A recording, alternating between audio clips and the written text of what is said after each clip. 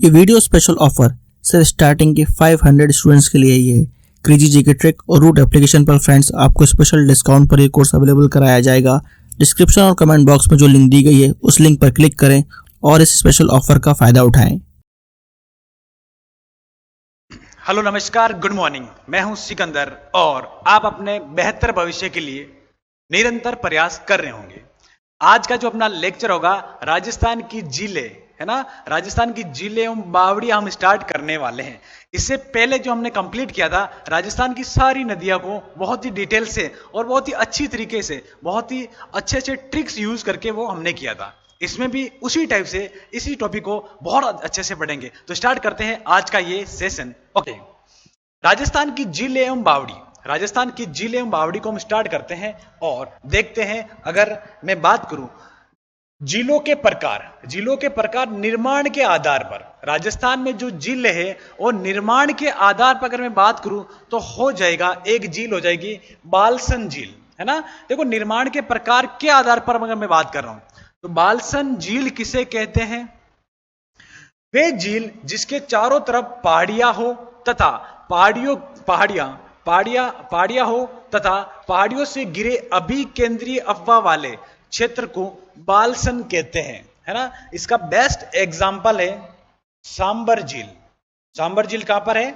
जयपुर में हो जाएगी। बालसन क्या है? ऐसी झील जिसके चारों तरफ क्या है?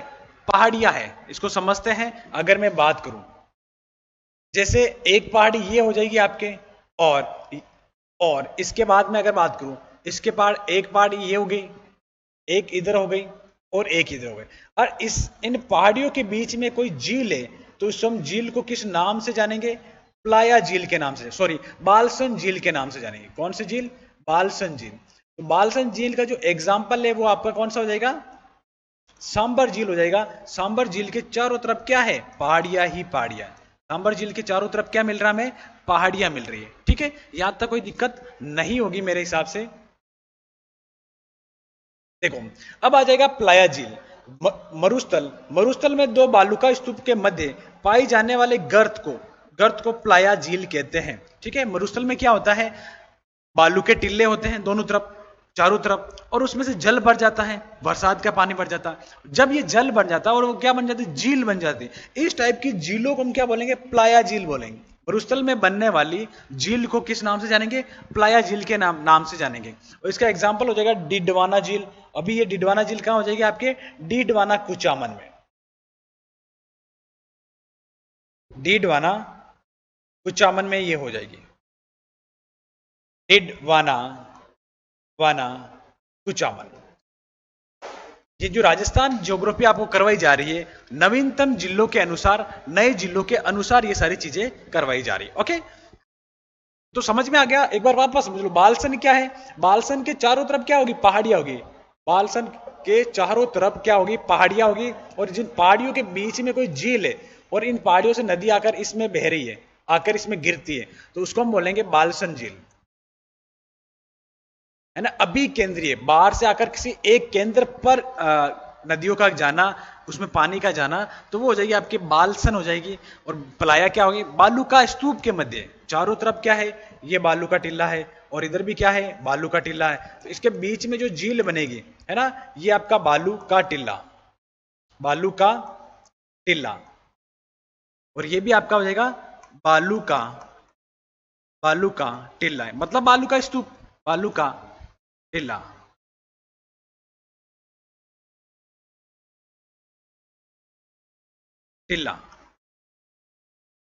तो इसके मध्य जो झील बनेगी उसको हम बोलेंगे प्लाया। क्या बोलेंगे? प्लाया झील। यहां तक आपको समझ में आया? नोट क्या कह रहा? नोट बहुत बेहतरीन है। रेगिस्तान में खारे पानी की झीलों को प्लाया झील कहते हैं। रेगिस्तान में जो खारे पानी की झील है इनको हम किस नाम से जानेंगे? प्लाया झील के नाम से जानेंगे। और कहते हैं समुद्र के पास खारे पानी की झीलों को कयाल और लेगुन के नाम से जानेंगे। देखो, अगर खारे पानी की झील आपके मरुस्थल में है तो प्लाया बोल रहे हैं, लेकिन यही आपके किसी ना किसी समुद्र के पास होगी। जैसे अगर मैं बात करूं इंडिया के इधर अगर दक्षिण भाग में समुद्र है, और जैसे आपका केरल में बनती है, आपके ओडिशा में बनती है, तो इनको हम किस नाम से जानेंगे? कयाल और लेगुन के नाम से जानेंगे, इनको उस नाम से समझेंगे। चलते हैं और आगे क्या क्या बातें हैं। एक झील आती है विवर्तनिक झील।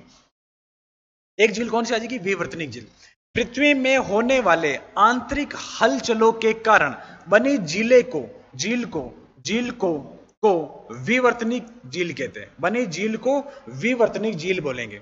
मतलब पृथ्वी के अंदर कुछ हलचल हुई, या तो धरातल नीचे चला गया या दो भाग ऊपर उठ गए, उसके बीच में कोई झील बन गई तो वो आपके हो जाएगी, है ना। पृथ्वी के आंतरिक भाग में हलचल होगी, है ना, और इस भाग में क्या झील बन जाएगी अलग अलग भागों में, तो उसको हम क्या बोलेंगे? विवर्तनिक झील बोलेंगे। क्या बोलेंगे? विवर्तनिक झील। इसका उदाहरण है नक्की झील और वुलर झील। नक्की झील आपके कहां पर है? सिरोही में हो जाएगी, और वुलर झील आपके कहां है? और ये आपके कहां हो जाएगी? आपके जम्मू कश्मीर श्रीनगर में हो जाएगी।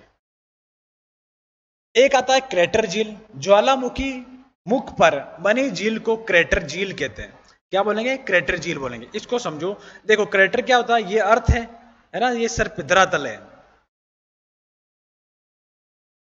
अब इस धरातल में ज्वालामुखी का उद्गार हुआ, इस धरातल पर ज्वालामुखी का उद्गार हुआ, और ये पृथ्वी का आंतरिक भाग है। पृथ्वी का आंतरिक भाग है।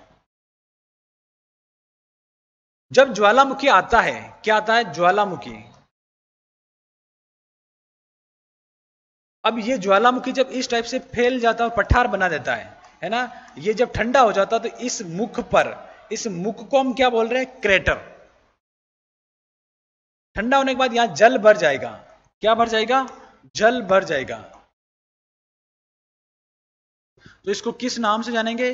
क्रेटर झील के नाम से जानेंगे। मतलब ज्वालामुखी के मुख में जब झील बन जाएगी तो उसको किस नाम से जानेंगे भाइयों?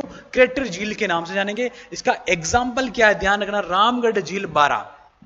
पूछा जाएगा आपसे कि रामगढ़ झील जो 12 में है वो आपके कौन सी हो जाएगी, कौन सी झील का एग्जाम्पल हो जाएगा? तो ध्यान रखना, क्रेटर झील का एग्जाम्पल हो जाएगा। काल्डेरा क्या है? देखो जैसे क्रेटर है ना, इस क्रेटर का ही अगर मुख बड़ा हो जाएगा, है ना, क्रेटर का मुख जब बड़ा हो जाएगा तो उसको हम क्या बोलेंगे? काल्डेरा बोलेंगे। और काल्डेरा की जो एग्जाम्पल है पुष्कर झील। क्रेटर का मुख जब बड़ा रूप काल्डेरा झील होता है ना, और उसको बोलेंगे पुष्कर जो झील है आपकी, वो काल्डेरा का उदाहरण है। ध्यान रखना, एग्जाम में आ सकता है। अजमेर में स्थित पुष्कर झील किसका रूप है? काल्डेरा का। और आपके रामगढ़ झील है 12 में, वो किसका है? क्रेटर का एग्जाम्पल हो जाएगा। क्रेटर होता है ज्वालामुखी का मुख, उसका बड़ा मुख क्या होता है? काल्डेरा होता है। लोनार झील हो जाएगी आपके महाराष्ट्र में, ये भी आपका किसका एग्जाम्पल है? काल्डेरा का एग्जाम्पल हो जाएगी। यहां तक चीजें आपको समझ में आई होगी। हम बात कर रहे हैं झीलों के प्रकार, इसका निर्माण कैसे होता है, ज्योग्राफिकल लैंग्वेज में किस नाम से हम जानते हैं। यहां से क्वेश्चन बने हुए हैं, आपसे पूछा गया कि जो सांबर जो झील है वो किसका उदाहरण है, तो ध्यान रखना आपका बालसन का उदाहरण है। ठीक है, जैसा कि मैंने आपसे बात की। अब पानी की गुणवत्ता के आधार पर झीलों के प्रकार भी दो हैं। पानी की जो क्वालिटी है, जैसे खारा पानी और मीठा पानी, है ना, खारा नमक वाला पानी और आपका फ्रेश वाटर हो जाएगा जो पानी। अगर मैं बात करूं दो प्रकार की, तो खारे पानी की झीलें और मीठे पानी की झीलें। राजस्थान में खारे पानी की झीलें और मीठे पानी की झीलें ये डिस्कस करने वाले हैं। इसमें भी हम जो बात करेंगे, सबसे पहले हम पढ़ेंगे राजस्थान की खारे पानी की झीलें। पहला नंबर कौन सा लेंगे? खारे पानी की झीलें। देखिए इसमें, अब खारे पानी की झीलें कहां मिलेगी? पश्चिम राजस्थान में। देखो राजस्थान के पश्चिमी भाग का 33 सागर का अवशेष होना है ना। राजस्थान में क्यों पाई जाती है खारे पानी की झीलें? क्योंकि यहां पर क्या था? 33 सागर था। 33 सागर था, महासागर नहीं था, 33 सागर था। तो 33 सागर के जो अवशेष थे, अब सागर में तो क्या होगा? खारा पानी होगा ना, तो इसलिए यहां पर जो नदी पाई जाएगी वो कौन सी, सॉरी, जो यहां पर झीलें मिलेगी वो कौन सी झीलें मिलेगी? हमें झीलें मिलेगी, वो सब मिलेगी आपके खारी झीलें मिलेगी। कौन सी झीलें? पश्चिमी राजस्थान में। खारे पानी की झीलों का प्रमुख कारण माइकोनिस चट्टान है। यहां पर क्या होता है? रेगिस्तान में पश्चिमी राजस्थान में माइकोनिस चट्टानें बहुत पाई जाती है। माइकोनिस चट्टानें मतलब नमकीन चट्टानें। अब उस पर जल गिरेगा, वो किसी अलग जगह जाएगा तो खारा खारा जल एक साथ इकट्ठा हो जाएगा और झील आपके बनेगी खारी झील। ध्यान रखना भाइयों, ये रीजंस पूछे जा सकते हैं कि राजस्थान में क्या क्या कारण है कि रेगिस्तान में खारे पानी की झीलें पाई जाती है। एक कारण 33 सागर था, वहां पर माइकोनिस चट्टानें पाई जा रही हैं। माइकोनिस चट्टानें कैसी है? नमकीन चट्टानें।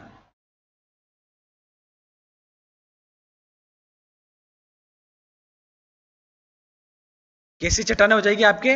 नमकीन चट्टानें। यहां से क्वेश्चन बनने की संभावना है। अब दक्षिणी पश्चिमी मानसून आता है, हवाएं अपने साथ कच्छ की खाड़ी से सोडियम क्लोराइड के कण को राजस्थान में लाती है। देखो कितना अच्छा क्वेश्चन बन सकता है। राजस्थान में जो मानसूनी हवाएं आती है ना, वर्षा भी लाती है, जो कच्छ की खाड़ी से जब आती है तो अपने साथ कण लाती है। वहां नमक ज्यादा है कच्छ की खाड़ी में, और वहां से जो लाता है, कौन से कण लाती है? सोडियम क्लोराइड, और वो आकर अपने रेगिस्तान में डाल देती है।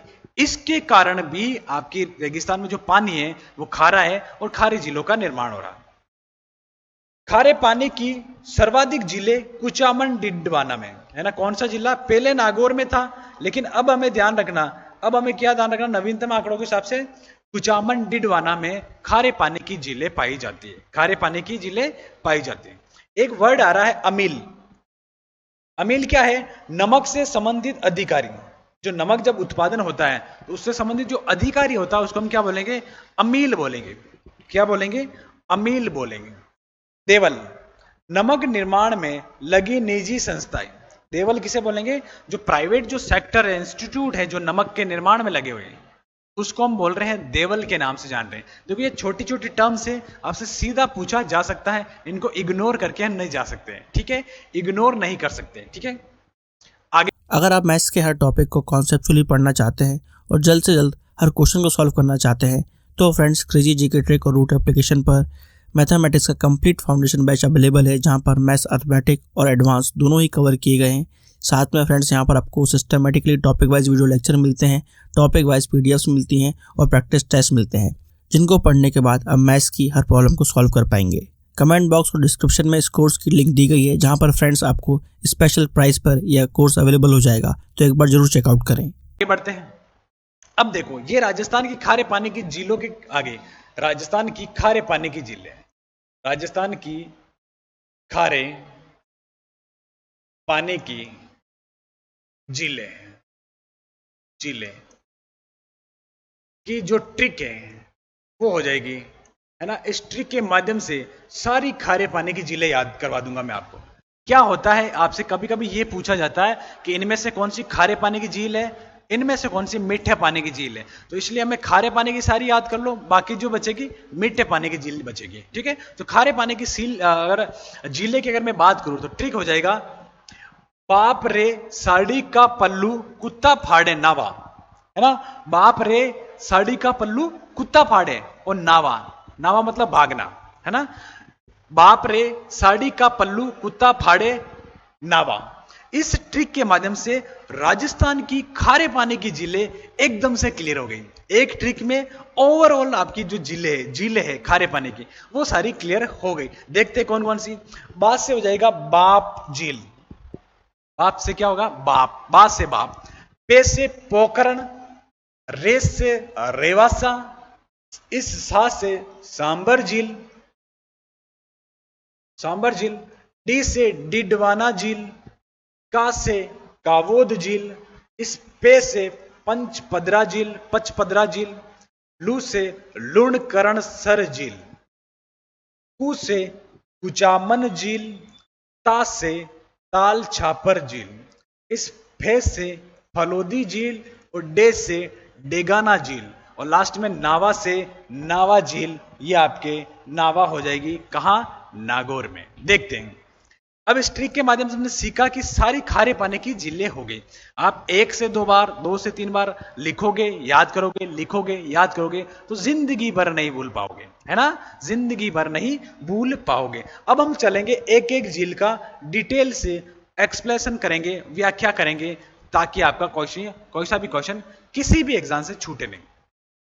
जैसे हमने बात किया, बाप झील कहां पर है? फलोदी में है। रेवासा झील सिक्कर में है, सांबर झील जयपुर ग्रामीण, डिडवाना कुचामन अजमेर। अब ध्यान क्या रखना है, देखो यहां पर पहले मैंने बताई सारी खारे पानी की झील, लेकिन अगर क्या होगा इसमें से आपको सीधा जिला पूछ लेंगे कि कावो झील कहां पर है ना, इसलिए इसमें से सारी चीजें आपको याद होगी, कोई सा भी आपका छूटेगा नहीं, ठीक है। डिडवाना झील डिडवाना कुचामन में, कावोद झील जैसलमेर में, पचपदरा झील बालोतरा में, पहले बाड़मेर में थी, लूणकरणसर बीकानेर, कुचामन झील डिडवाना कुचामन, देखो डिडवाना है तो डिडवाना, कुचामन है तो कुचामन, ताल चापर चूरू, फलोदी फलोदी में हो जाएगी, डेगाना नागौर, पोखरन झील जैसलमेर, और नावा झील नावा हो जाएगी आपके डिडवाना कुचामन में हो जाएगी। नावा किस में हो जाएगी आपके डिडवाना कुचामन में हो जाएगी, है ना। ये नीचे वाले दिख रहे तो मैं यहां लिख देता हूं पोखरन। पोखरन झील आते ही अपने ध्यान है, पोखरन कहां है, जैसलमेर में हो जाएगा। कहां हो जाएगा भाइयों, जैसलमेर में हो जाएगा। एक लास्ट में नावा आ रही है, नावा, तो नावा पहले तो नागौर में आती थी, अब आ जाएगी आपके कुचामन डिडवाना में, या डिडवाना कुचामन में, एक ही बात होगी, किसी टाइप से कर लो, नावा आ जाएगी, है ना। चलते हैं अब आगे, इसको एक एक को डिटेल से पढ़ने की कोशिश करें। सबसे पहले हम पढ़ेंगे सांबर झील, है ना, बहुत इंपॉर्टेंट झील है। सांबर झील से बहुत क्वेश्चंस बनते हैं, इसको बहुत ही डिटेल से पढ़ेंगे, कोई सा भी क्वेश्चन आपका छूटा नहीं जाएगा। अब ये कहां मिलेगी आपको, फुलेरा तहसील जयपुर ग्रामीण, इसका अधिक पार्ट किसमें है, जयपुर ग्रामीण है। जयपुर से 65 किलो पश्चिम की तरफ, अगर मैं बात करूं ये क्या है कि सर ये जयपुर है। अब इस भाग से 65 किलोमीटर 65 किलोमीटर पश्चिम की ओर यहां बनी हुई है, और ये की एरिया किस में आता है, जयपुर ग्रामीण में आने लग गया आपका, किसमें आने लग गया, जयपुर ग्रामीण में आ गया। तो ध्यान रखना आपका जयपुर ग्रामीण में, जयपुर से आपका 65 किलोमीटर दूर एक झील है, उसका नाम है सांबर झील। ओके, सांबर झील का विस्तार जयपुर ग्रामीण, कुचामन डिडवाना और अजमेर है ना, सबसे अधिक जो विस्तार है इसका जयपुर ग्रामीण में है, और कुछ भाग में आपका नागौर के जो अलग हुए जिले डिडवाना कुचामन और अजमेर में भी इसका थोड़ा बहुत भाग आता, अजमेर जिले में इसकी सीमा लगती है, ध्यान रखना, है ना। तो 3 जिले हो गए, है ना। अगर मैं बात करूं सांबर का अपवा क्षेत्र कितने जिलों में है ना, तो ये आपका 3 जिले हो जाएंगे। सांबर का कुल क्षेत्रफल 150 किलोमीटर स्क्वायर में है ना, कितने किलोमीटर स्क्वायर में, 150 किलोमीटर में आपके सांबर झील फैली हुई है, कितने 150 किलोमीटर में, ठीक है। और सांबर का अपवा क्षेत्र कितना है, 500 किलोमीटर। कि ये क्या स्टोरी सर, 150 किलोमीटर में तो सांबर झील है और अपवा हो जाएगा इसका 500 किलोमीटर स्क्वायर, 500 किलोमीटर वर्ग स्क्वायर किलोमीटर में फैली हुई है, तो समझो। अगर मैं बात करूं ये इसका हो जाएगा, ये झील कौन सी, सांबर झील। अपवा का मतलब हो गया इन कितनी दूरी से जल आ रहा है ना। अपवा का मतलब क्या हो जाएगा, कितनी दूरी से। अगर मैं बात करूं यहां से खंडेला से एक नदी आती है, मनोहरपुरा की पहाड़ियों से एक नदी आती है, अजमेर से आती है, खारी नदी इधर से आती है, तो इन ये जो नदियां जितनी दूर से आएगी उस क्षेत्र को हम क्या बोलेंगे, अपवा क्षेत्र बोलेंगे। लेकिन ध्यान रखना जब भी आपसे पूछा जाए, जब भी आपसे पूछा जाए इसका अपवा क्षेत्र कितना है, तो 500 किलोमीटर हो जाएगा। सांबर का जल ग्रहण क्षेत्र कितना हो जाएगा, 2500 किलोमीटर हो जाएगा। अब 2500 मतलब अब इससे कितने किलोमीटर दूरी से और जल आ रहा है ना, जल आ रहा है, तो वो आपको ध्यान देना है कितने, 2050 किलोमीटर स्क्वायर से जल आ रहा है। हो सकता है ये नदी कहां से निकल रही होगी, है ना। और अभी हमने बात की अपवा क्षेत्र छोटा होगा और इसी का बड़ा रूप हो जाएगा जल ग्रहण। जल मतलब कितनी दूरी से, लास्ट कौन सा पॉइंट है वहां से जल आ रहा है और इसमें मिल रहा है, उसको हम बोलेंगे जल ग्रहण क्षेत्र। और अपवा बोलेंगे इसका छोटा रूप से, इसका छोटा रूप को अपवा क्षेत्र बोल देंगे, जहां से ये ऑलमोस्ट फ्लो करती है, ठीक है। सांबर का आकार कैसा हो जाएगा, आयताकार हो जाएगा। सांबर की झील की लंबाई 32 किलोमीटर और सांबर की चौड़ाई 3 से 12 किलोमीटर। कितना हो जाएगा, 3 से 12 किलोमीटर ये सांबर की चौड़ाई पाई जाती है। ध्यान ये रखना है, इन छोटी छोटी बातों से क्वेश्चन आया हुआ है, हमें इग्नोर नहीं करना है और फिर आगे बढ़ना है। अक्षांशीय विस्तार, ये पूछा गया सवाल है, आईएमपी है। अक्षांशीय विस्तार देखो 27 डिग्री से 29 डिग्री उत्तरी अक्षांश, देशांतरीय विस्तार 74 डिग्री से 75 डिग्री पूर्वी देशांतर। इसको समझते हैं। अब आपने, अगर मैं पूछूं, हम राजस्थान की स्थिति विस्तार में हमने क्या पढ़ा था? अक्षांश पढ़ी थी, है ना? अक्षांश पढ़ी थी ना। इसमें से मैं अगर बात करूं राजस्थान का मध्य भाग में, राजस्थान के मध्य से कौन सा अक्षांश गुजरता है? कि सर हमें ध्यान है, ये गुजरता है 27 डिग्री। ये लो 27 डिग्री, है ना। अक्षांश की बात कर रही किसकी? हम बात कर रहे हैं सांबर झील कितने अक्षांशों में फैली हुई, याद करवाने का। मध्य से कौन सी अक्षांश गुजरेगी? आपके 27 डिग्री उत्तरी अक्षांश। इसमें 2 जोड़ना है तो आपका हो जाएगा 29 डिग्री। ये कितना हो जाएगा? 29 डिग्री। इसका मतलब इन दोनों के बीच में अक्षांशीय स्थिति में सांबर फैली हुई है। अब देखते हैं देशांतर। तो राजस्थान के मिडिल पार्ट से कौन सा? कि सर सेम 74 डिग्री। कौन सा हो जाएगा? 74 डिग्री। और कहां तक? 74 से 75, 75 से 76, 75 से 76 पूर्वी देशांतर। अब इस ये जो एरिया आया, मैंने आपको बताया, ये जो एरिया,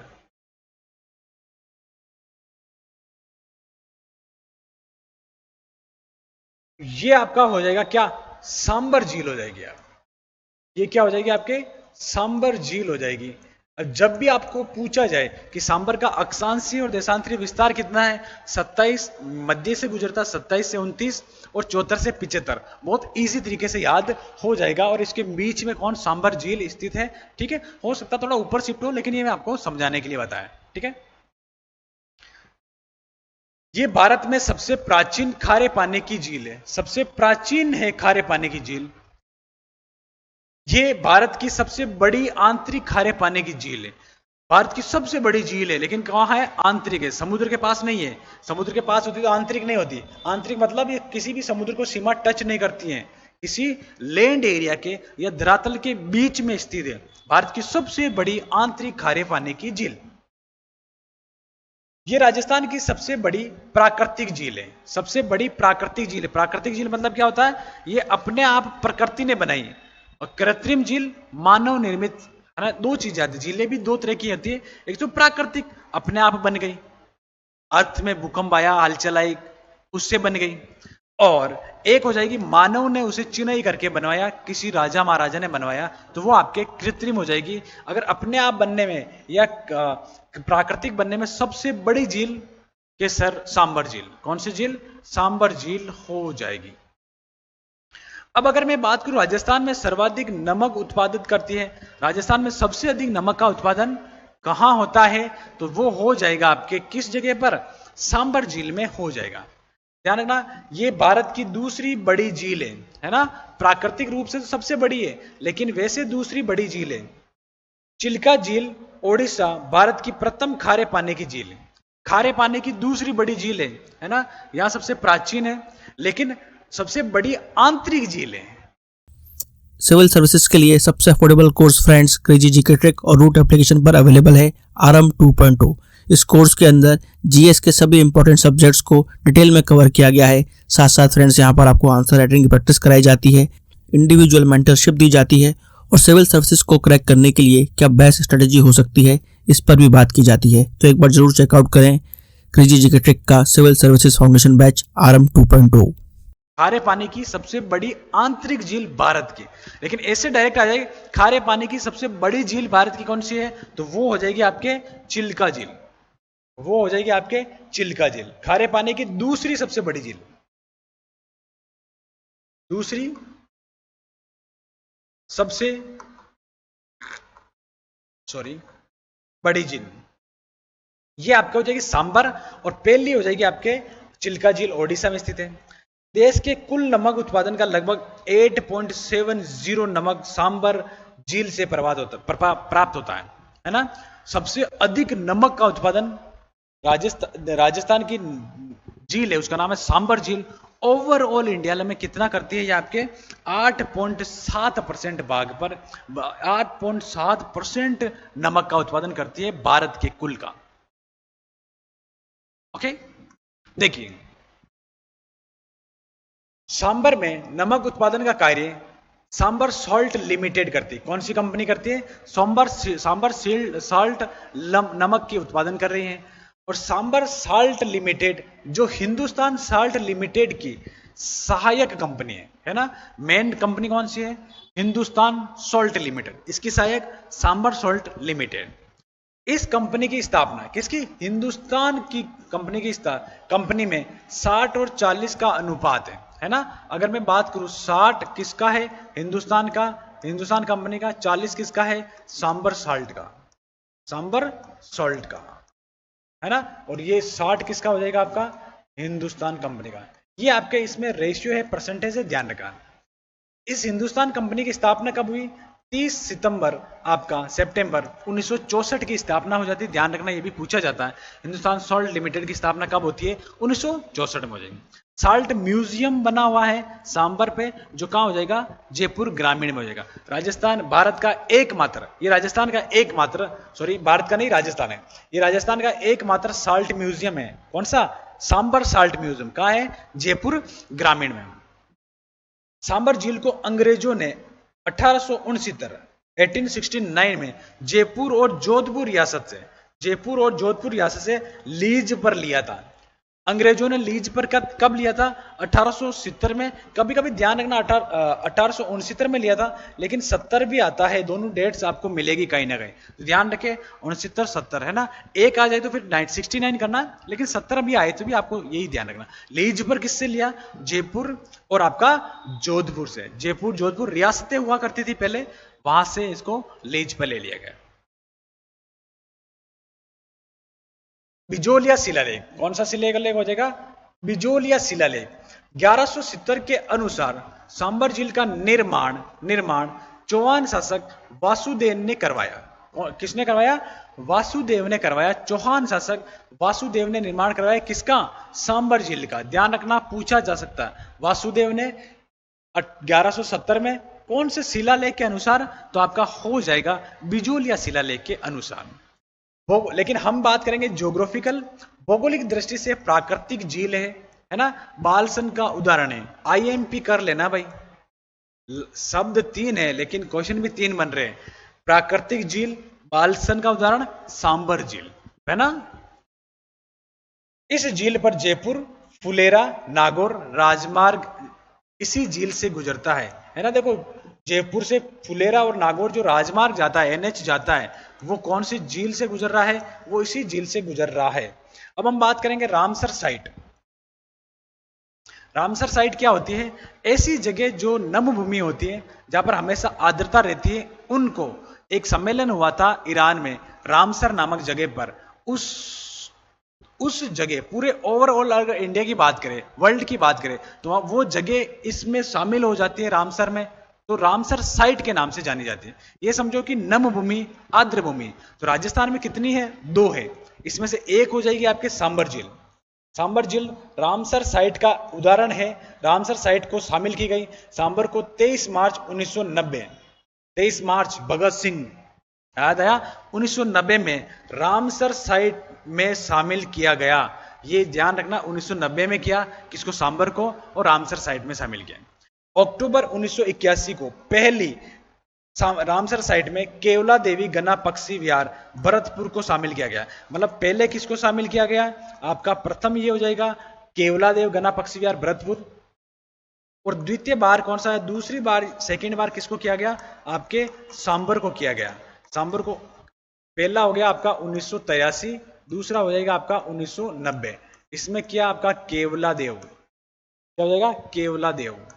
केवला देव होगा भाई, केवला देवी नहीं है। क्या हो जाएगा? केवला देव।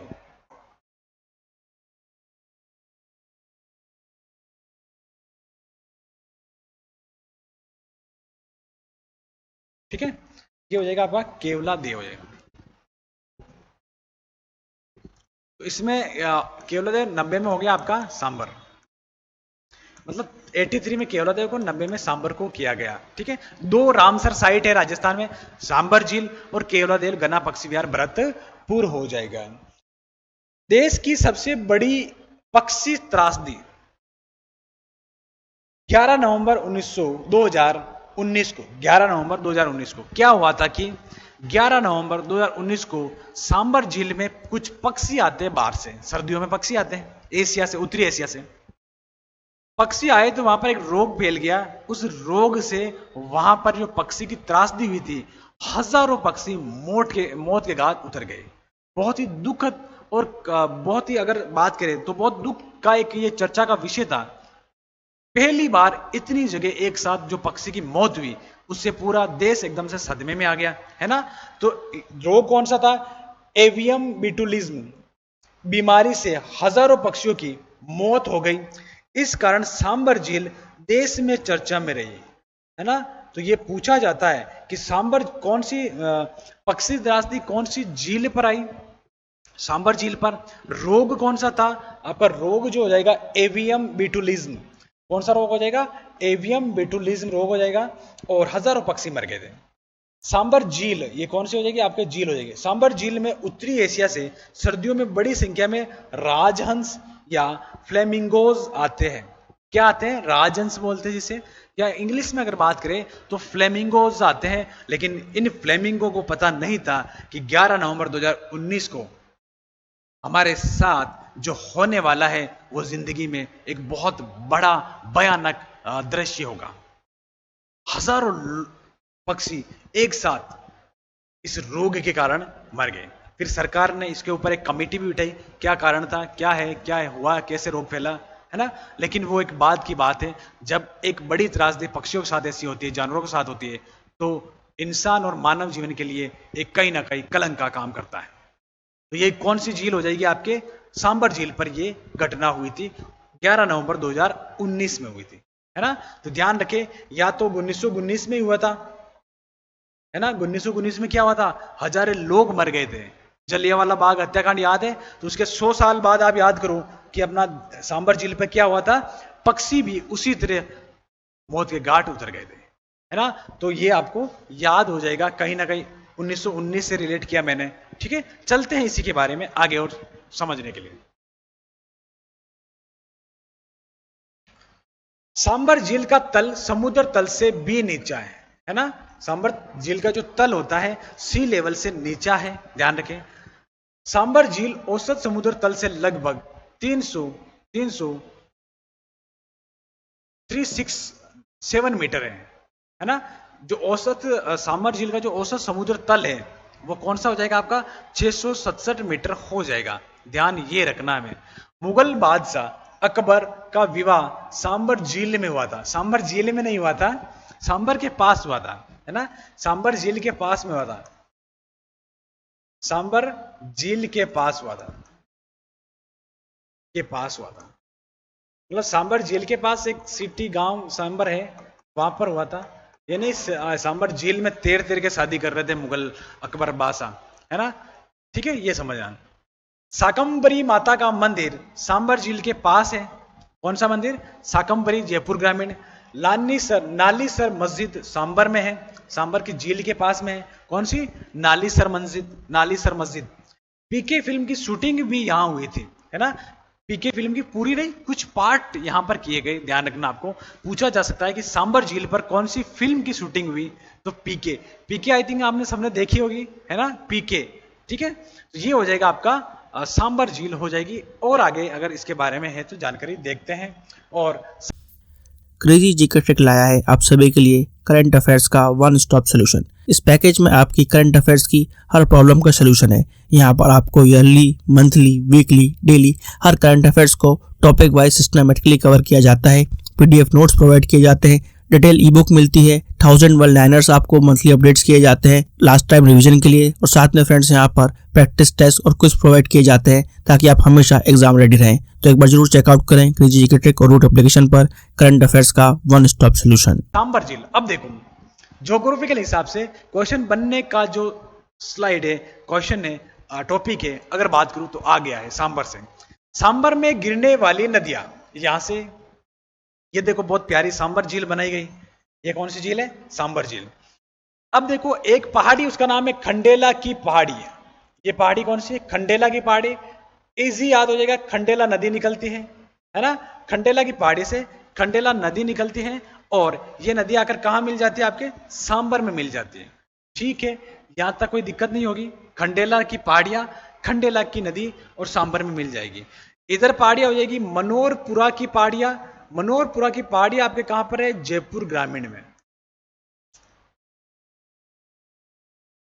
और यहां से नदी जो निकलती है मैंथा नदी, और ये भी आकर आपके उत्तर दिशा से निकलेगी।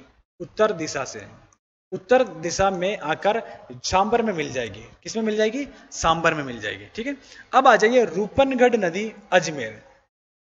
रूपनगढ़ नदी अजमेर से निकलेगी और निकलते हुए आप दक्षिण दिशा से, ध्यान रखें दक्षिण से आएगी। दक्षिण पूर्व से कर ले, लेकिन दक्षिण दिशा कर ले, एक ही बात कर। दक्षिण से आकर ये कहां मिल जाएगी? सांबर में मिल जाएगी।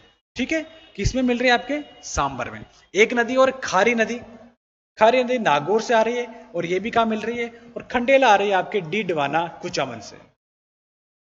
डीडवाना कुचामन से। अब जब भी आपसे पूछा जाए कि सांबर में मिलने वाली नदियां कितनी हैं, तो 4 नदियां हैं। एक हो जाएगी खंडेला, एक आपके कौन सी है? खंडेला। दूसरी हो जाएगी आपके खारी,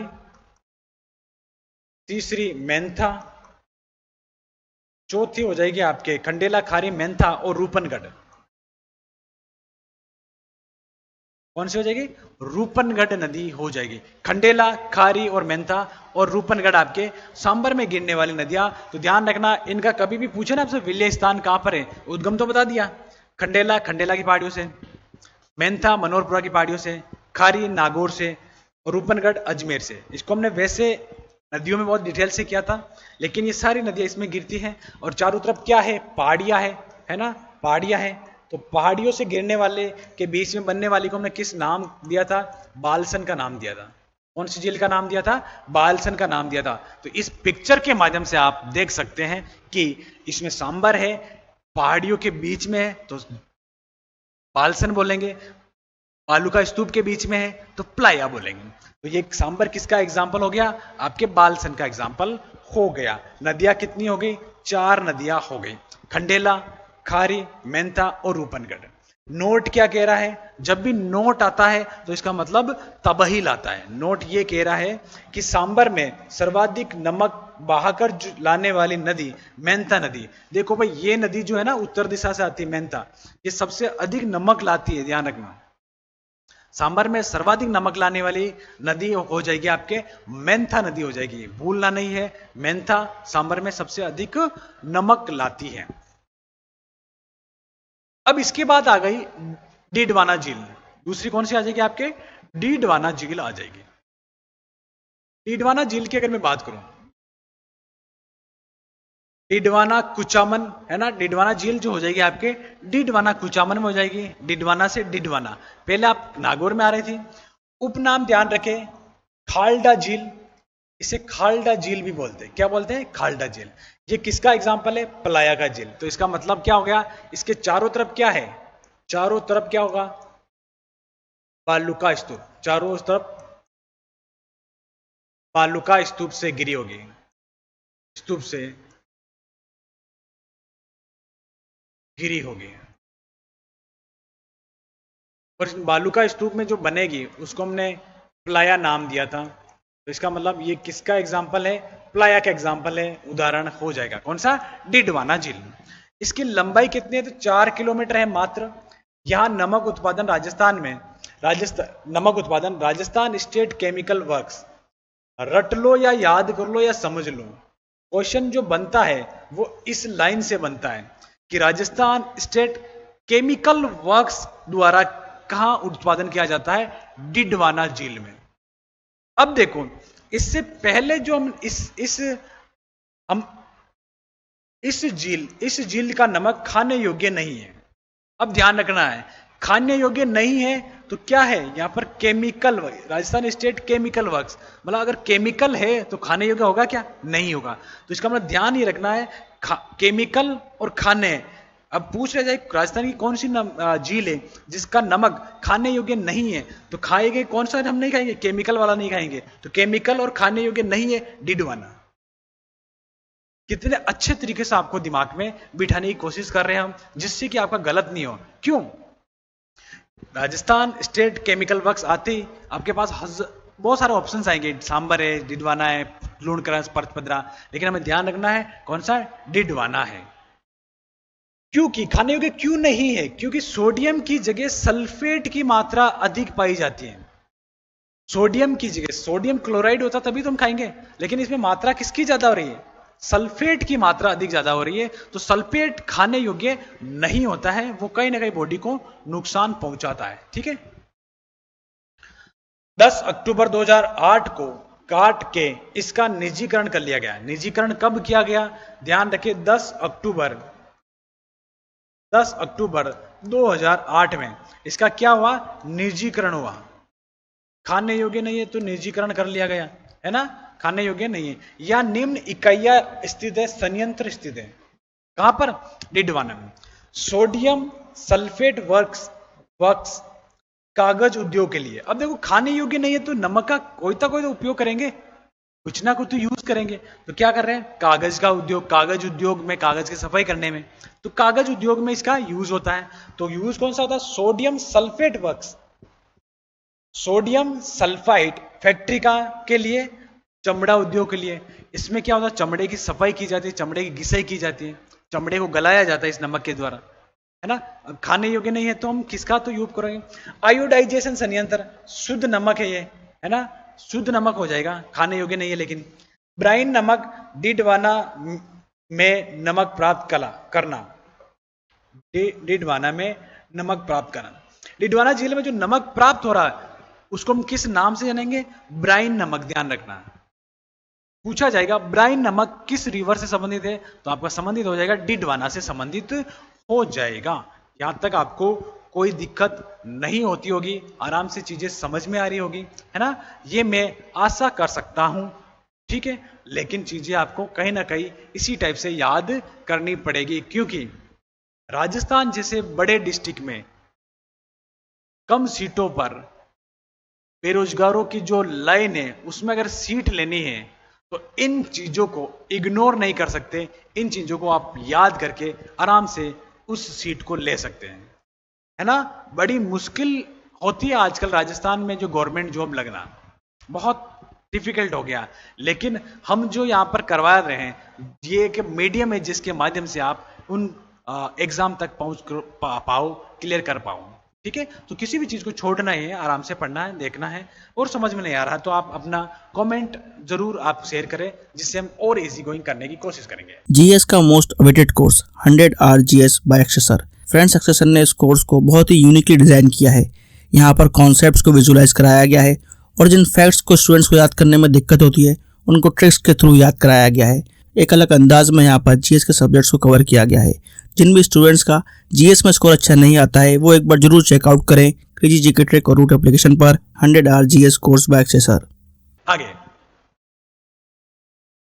डिडवाना झील से क्यार या पान पद्धति द्वारा नमक प्राप्त किया जाता है। पूछा जाएगा डिडवाना से कौन सा, क्यार पद्धति या पान पद्धति से नमक प्राप्त किया जाता है, या निजी संस्थाओं द्वारा सर्वाधिक नमक उत्पादन होता है ना। निजीकरण कर दिया 2008 में, कब कर दिया, निजीकरण।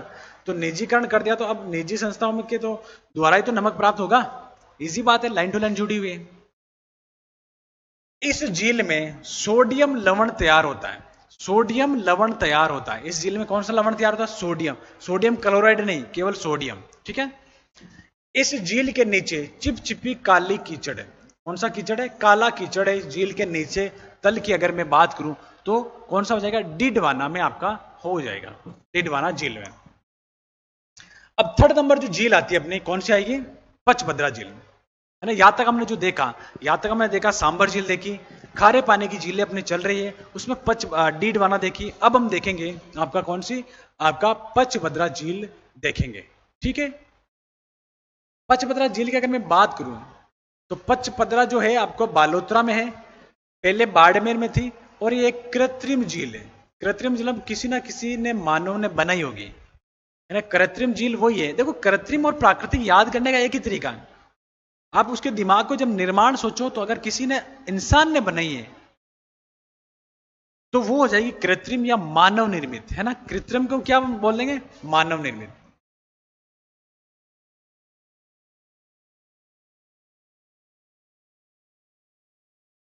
मानव निर्मित झील, मानव निर्मित झील, ठीक है।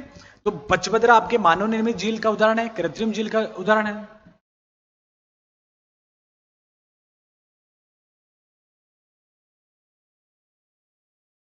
निर्माण हुआ 400 ईसा पूर्व में पंचा नामक भील के द्वारा करवाई गई। किसने करवाई? पंचा नामक भील के द्वारा। पंचा से पचभद्रा बना है, पंचा से पचभद्रा और पंचा से आपका मानव निर्मित झील आप याद कर सकते हो। राजस्थान की खारे पानी की दूसरी सबसे बड़ी झील कौन सी हो जाएगी? पहली सांबर, दूसरी हो जाएगी आपके पचभद्रा। यह नमक का सर्वोच्च कोटि वे सबसे खारा नमक प्राप्त होता है, सर्वश्रेष्ठ नमक। राजस्थान में सर्वश्रेष्ठ जो नमक है वो आपका कहां मिलेगा? वो आपको मिलेगा पचभद्रा में, है ना। पचभद्रा या भद्रा एक ही बात होगी। पचभद्रा में आपका सर्वश्रेष्ठ खाने योग्य नमक मिल जाएगा। इस झील में 98% सोडियम क्लोराइड पाया जाता है। सॉरी, कितना परसेंट मिल रहा है आपको सोडियम क्लोराइड? 98%। तभी तो ये सर्वश्रेष्ठ है ना, तभी तो ये सबसे अधिक बेस्ट क्वालिटी वाला नमक हो जाएगा, ठीक है। इस झील का विस्तार लगभग 25 किलोमीटर क्षेत्र में है। पचभद्रा झील लूणी बेसिन के में स्थित है। ध्यान रखना कौन सी नदी के बेसिन में पचभद्रा स्थित है, तो ध्यान रखना लूणी नदी। लूणी नदी आपको पता है बालोतरा में बहती है। लूणी नदी का जल बालोतरा तक क्या होता है? मीठा होता है, और उसके बाद क्या हो जाएगा? खारा हो जाएगा। तो ये भी रीजन हो सकता है कि लूणी नदी का जो बालोतरा के बाद खारा क्यों होता है। खारा क्यों होता है? क्योंकि यहाँ की जो झील है तो इस झील से कोई कनेक्टिविटी हो सकती है, ये ध्यान रखना आपको, ठीक है। उससे पहले आपका क्या हो जाएगा? मीठा पानी हो जाएगा। तो लूणी के बेसिन में स्थित है।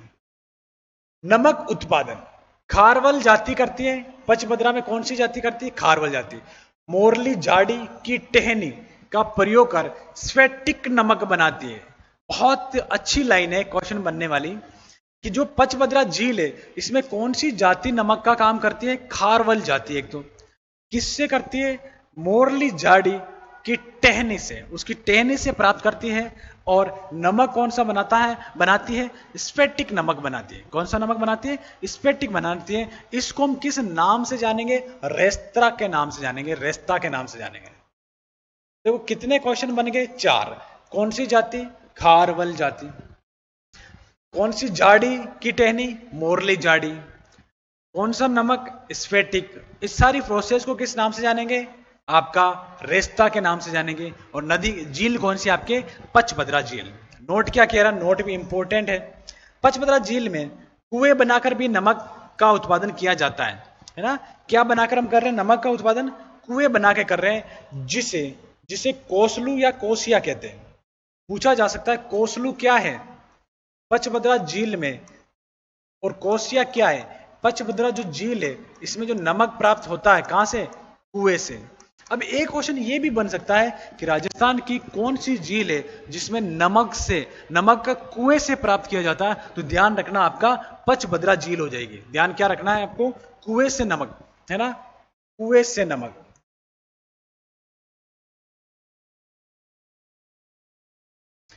कुएं से नमक प्राप्त किस झील से होता है? किस झील से होता है? तो वो हो जाएगा आपका पचभद्रा झील से। पचभद्रा झील कहां पर है? बालोतरा में। बालोतरा में पचभद्रा झील से नमक प्राप्त होता है कुएं से। 1960 में राजस्थान में स्टेट सॉल्ट वर्क्स पचभद्रा की स्थापना की गई। अब देखो यहां ध्यान रखना, राजस्थान स्टेट सॉल्ट वर्क्स आए तो पचभद्रा जाना है, और राजस्थान स्टेट केमिकल वर्क्स आए तो आपको डीडवाना जाना है। दोनों को अच्छी तरीके से समझते हैं, दोनों क्वेश्चन बनने की संभावना रहती है ना। जब आपके सामने क्वेश्चन आए राजस्थान स्टेट केमिकल वर्क्स,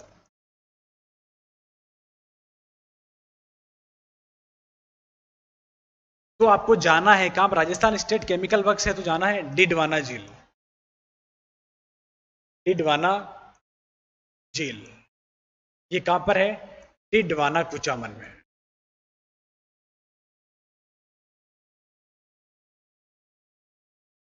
ठीक है। और अगर आ जाए राजस्थान स्टेट सॉल्ट वर्क्स,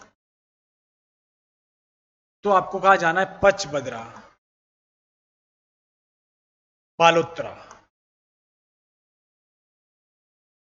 देखो जिस टाइप पचबदरा झील, जिस टाइप से आपसे क्वेश्चन पूछा जाए उसी टाइप से आपका आंसर होना चाहिए। अगर केमिकल पूछ रहा है आपको डिडवाना जाना चाहिए, और आपका स्टेट सॉल्ट वर्क्स पूछ रहा है तो आपको पचबदरा जाना चाहिए। देखो खाने योग्य नहीं है, और इधर खाने योग्य है तो सॉल्ट आएगा, और इधर केमिकल आएगा, इसका मतलब खाने योग्य नहीं है ना। ये भी आज समझ सकते हैं। तो खाने योग्य नहीं आए तो इसका मतलब क्या हो जाएगा आपका, केमिकल है, इसका मतलब खाने योग्य नहीं है। खाने ये कोई याद करवाने की छोटी छोटी टेक्निक्स है, खाने योग्य नहीं है। अब इधर साल्ट है, साल्ट तो हम खाते हैं ना, तो इसका मतलब सर्वश्रेष्ठ या खाने योग्य है, सर्वश्रेष्ठ। क्या अब सर्वश्रेष्ठ है तभी तो खाएंगे, खाने योग्य है, खाने योग्य है। और ये कहाँ है आपके पचबदरा झील में हो जाएगा, सॉरी पचबदरा झील में हो जाएगा। चलते हैं नेक्स्ट। अब इसके बाद जो झील आएगी उसका नाम है लुणकरणसर। कौन सी झील है, लुणकरणसर। एक तो सीधा हो जाएगा लुणकरणसर झील कहाँ है कि सर बीकानेर में। कौन सी जगह है, लुणकरणसर जो हो जाएगी बीकानेर में। ये राजस्थान के सबसे उत्तर में स्थित खारे पानी की झील है। राजस्थान में अगर सबसे खारे पानी की झील कोई सबसे उत्तरी भाग में है तो वो आपके हो जाएगी, वो कौन सी हो जाएगी आपके लुणकरणसर बीकानेर में हो जाएगा।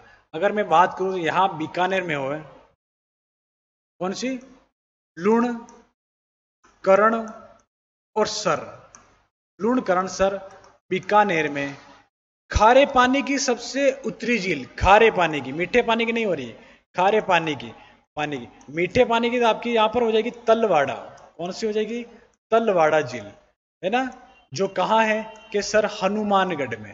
कहां है, हनुमानगढ़ में। बात कब करेंगे, बाद में करेंगे। ये कौन सी है, मीठे पानी की, मीठे पानी की सबसे सबसे उत्तरी झील। और ये कौन सी है, खारे पानी की सबसे उत्तरी झील, है ना, समझ में आ रहा ना। तो खारे पानी की जो हो जाएगी लुणकरण सर बीकानेर में, और मीठे पानी की जो हो जाएगी तलवाड़ा झील हनुमानगढ़ में हो जाएगी। ठीक है, आगे बढ़ते हैं। यहाँ नमक बहुत कम मात्रा में होता है, नमक की मात्रा बहुत कम हो जाती है। बीकानेर से 80 किलोमीटर दूर स्थित है ना, बीकानेर से कितना, 80 किलोमीटर ये दूर स्थित है, ये भी ध्यान रखें। इसके बाद एक झील आती है उसका नाम है ताल छापर झील चूरू।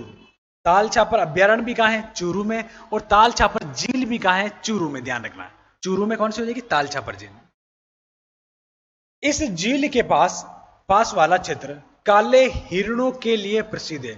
काले हिरण आपने सुना होगा, कृष्ण मृग, कृष्ण मृग के लिए कौन सा फेमस है, मृगों के लिए जो फेमस है वो झील फेमस है आपके ताल छापर झील, है ना। ताल छापर झील कृष्ण मृग के लिए फेमस हो जाएगी। अब इसके बाद एक झील आती है जिसका नाम है कावोद झील जैसलमेर। जहां तक आपको जानकारी होगी, हम राजस्थान की खारे पानी की झीलें पढ़ रहे हैं, और उसमें से हम पहुंच गए हैं कावोद झील जैसलमेर पर। यहां का नमक आयोडीन की दृष्टि से श्रेष्ठ नमक है।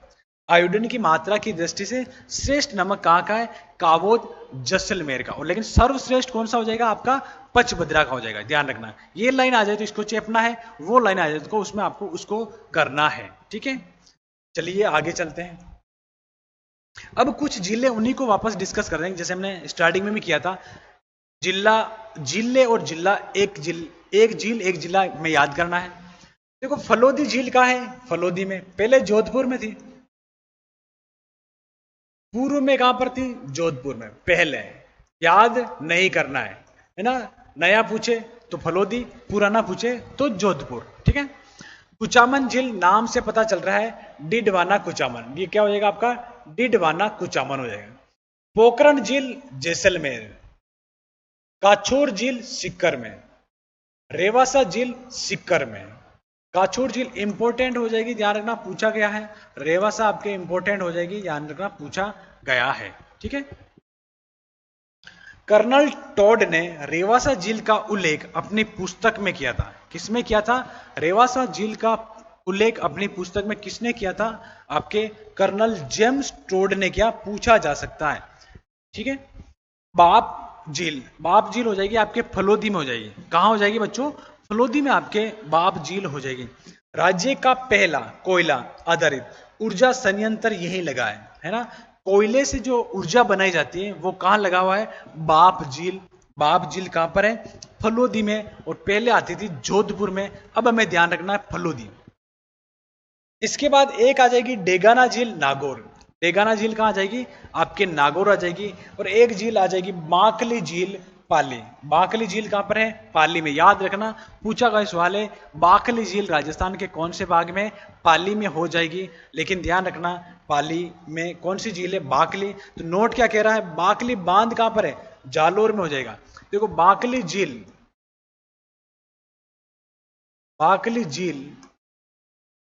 पाली, लेकिन बाकली बांध ये हो जाएगा आपका जालोर में हो जाएगा। कौन सी नदी पर? सूकड़ी नदी पर। कौन सी नदी पर? सूकड़ी नदी पर। ये हम पढ़ चुके थे, है ना। दोनों को अलग अलग कर ले, सेम वर्ड है इसलिए नोट लगाकर लिख रहा हूं। यहां से क्वेश्चन बनने की संभावना अधिक हो जाएगी। जैसे कि ये सारी नदियां हमने देखी हैं। ठीक है, यहां तक चीजें आपको समझ में आई होगी। ओके, अब महत्वपूर्ण तथ्य की बात करेंगे। खारे पानी की जो झील है इसमें से कुछ क्वेश्चंस डायरेक्ट उठ के आ जाते हैं, कुछ माइनर जो क्वेश्चन होते हैं उनकी हम बात करते हैं। आदर्श लवणीय फॉर्म मॉडल सॉल्ट फॉर्म कहां है? नावा सिटी, डिडवाना, कुचामन में। क्या हो जाएगी? डिडवाना कुचामन में हो जाएगी। ये ध्यान रखना। बाकासर बाड़मेर में नमक उत्पादन के केंद्र है। बाकासर में क्या हो जाएगा? आपका नमक उत्पादन का केंद्र हो जाएगा। कहां? आपके अगर बात करें बाकासर बाड़मेर में। आदर्श लवणीय फॉर्म पूछा गया, ध्यान रखना, मॉडलगढ़, नावा सिटी, डिडवाना। वायु प्रवाह पद्धति से सूखाकर बनाया गया नमक रेस्ता कहलाता है ना। रेस्ता कहां हो रहा है आपका? ध्यान रखना, पचपदरा झील में। पचपदरा झील में जो खारवेल जाती है, खारवेल जो जाती है वो मोरली टहनी से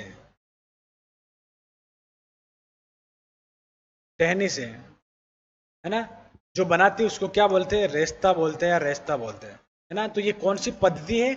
वायु पद्धति से, है ना, बनाया जाता है। वमारी से नमक, है ना, वमारी से नमक बनाया जाता। वमारी नहीं होगा आपके, अगर बात करें, है ना, तो पचपदरा में जो नमक मिलता है ना, पचपदरा में तो कोसलो नमक हो जाएगा। आप इसको करो, डिडवाना में जो नमक मिलता है उसको किस नमक बनता है? डिडवाना है। डिडवाना झील में जो नमक मिलेगा वो किससे मिलेगा? क्यार से मिलेगा, क्या ना, क्यारी बनाकर करते हैं। क्या करेंगे? क्यारी बनाएंगे। डिडवाना, ये डिडवाना कर लेना, यहाँ पर इसको थोड़ा चेंज करना। यहाँ पर डिडवाना से जो नमक बनता है वो कौन सा बनता है? क्यारी से, है ना। क्यारी बना दी, उसके हिसाब से आपने नमक मिल गया, प्राप्त कर लिया, तो क्यारी से हो जाएगा। पचपदरा से जो नमक बनेगा उसका नाम क्या हो जाएगा? कोसलू हो जाएगा, है ना। बहुत इंपॉर्टेंट, कोसलू या कोसिया, कोसलू या कोसिया हो जाएगा, है ना। ये सारी नदियां आपके सारी झीलें हमने आज देखी हैं और इसके बारे में महत्वपूर्ण तथ्य भी हमने जुटाए हैं और ये सारी चीजें आपको अच्छे से समझ में आई होगी। ठीक है, आशा करता हूँ ये चीज आपको और अच्छे से समझ में आएगी जब आप वीडियो पूरा कंप्लीट देख लोगे, है ना।